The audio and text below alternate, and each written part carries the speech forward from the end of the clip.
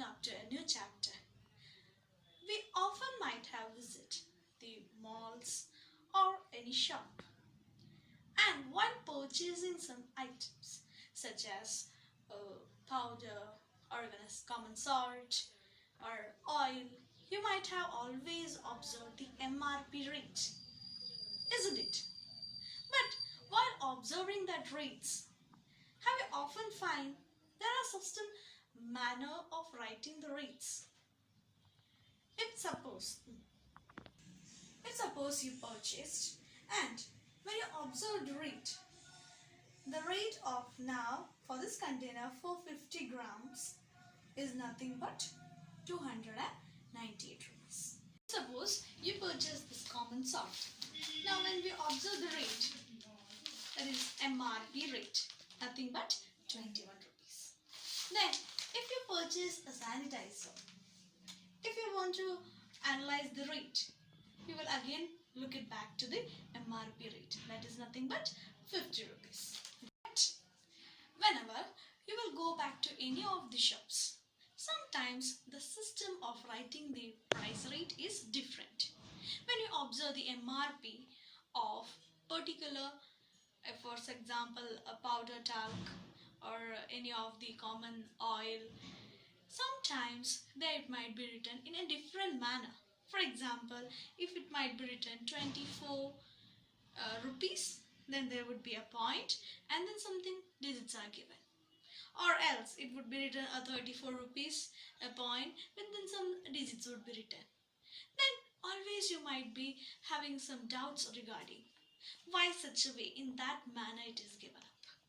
For that, we are learning about decimal fraction.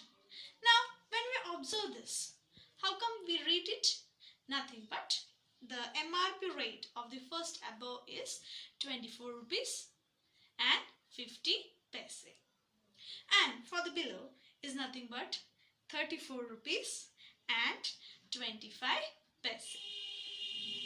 Now, always we have learned that 100 paise is equal to 1 rupees. 100 paise is equal to 1 rupees. That is the relation between paise and rupees. So we can write the decimal up to now. Here it is written 50 paise, here it is written 25. So up to where we can write? From 1 paise to 99 paise we can give over in that ratio. After 99, what comes? 100 paise. Then automatically it gets added. For example, 100 paise, we learn the relation, that is equal to 1 rupees. So if I write here 100 paise, then automatically the price tag of that particular item would be, if it is 100, it automatically adds, that is 24 plus 1 rupee, that is 25 rupees altogether. So if here it is 25, in some other ratio we can write 25 means 1/4 part of 1 rupee, 1/4 part of 1 rupee. So either we can write here also 34 rupees, and in the fraction form also we can write, that is 1/4.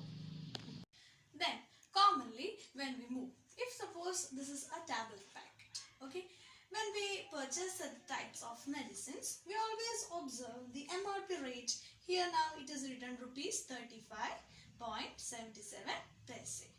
So therefore, what is a decimal fraction? A fraction whose denominator consists of 10, 100 or 1000 or any 10 time multiples of 10 is called a decimal fraction. Now for example, it's nothing but 5 upon 100, or we can say 5 upon 10, or 65 upon 1000. That is nothing but decimal fraction. So once again we will come back to the definition, that is nothing but a fraction whose denominator consists of 10, 100, 1000 or any 10 time multiples of 10 is called a decimal fraction. So is that clear all about? Considering after the decimal fraction, we have to learn what is a decimal point. Now when we write any of the numbers, when we observe, for example, the same 24.50 or 34.25. Am I right? Now a point is indicated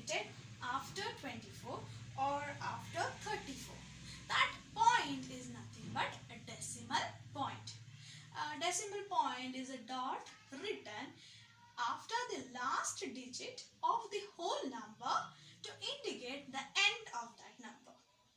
Am I right? So that is called a decimal point. Now how we have written? It was given as 24 50 upon 100. Now you can see 50 upon 100 is in a numerator and denominator form along with 24. So to convert that fraction into decimal point, we have written, if it is given 50 by 100, when we divide, we will get 0.50. That we have written as 24.50. And the same here, 34, it is written 25 by 100. Numerator and in denominator form, 25 by 100. How it can be converted in decimal point? That is 0.25. That is written with 34.25. Now, how a decimal fraction is read in a form? It is written as 24.50. Whatever number comes after, whatever number is written after the point, always we read it as a separate digit. That's why we said 50. But if it is considered in rupees and paisa system, at that time we will give a factor that it is 24 rupees and 50 paise. Otherwise, we will say it as 24.50. Suppose already we learn about decimal point. Now for example, the same example which I have said above, that is, it is given 24.50 or 34.25. Now the point in between the 24 and 50 is nothing but decimal point, or between 34 and 25 is nothing but a decimal point. Now how this decimal point indicated? From where? For that, a given fraction was given. That is 24 and it is given with 24 50 upon 100. Now 50 upon 100 was nothing but a fraction. 50 upon 100 in a numerator and denominator form. So that fraction we have to convert and we have to write the given fraction in decimal fraction. For 50 upon 100, we write 0.50. So that ultimately we have written as 24.50. The same next fraction was given as 34 25 upon 100. Same 25 upon 100 numerator and denominator form. That fraction is given. Is that clear? So how we will write 34 25 upon 100 in a decimal fraction?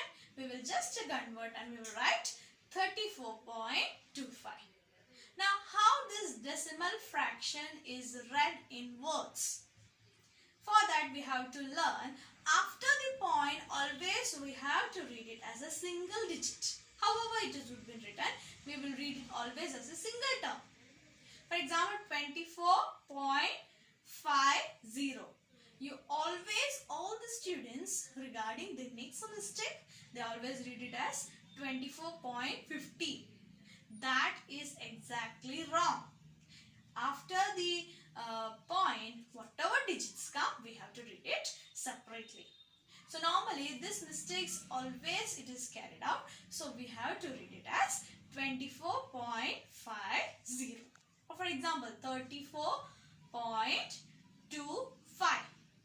If any another example I have written, for example, given 3, 1 upon 10. So how you will write? In converting decimal fraction, how you will write 3, 1 upon 10? It would be nothing but 1 upon 10, numerator and denominator we will convert. That will be 0.1. And we will write as 3.1. Suppose the term is given 3.01. You have to read it 3.01, not 3.1. If 0 is there, we have to indicate that 0 also.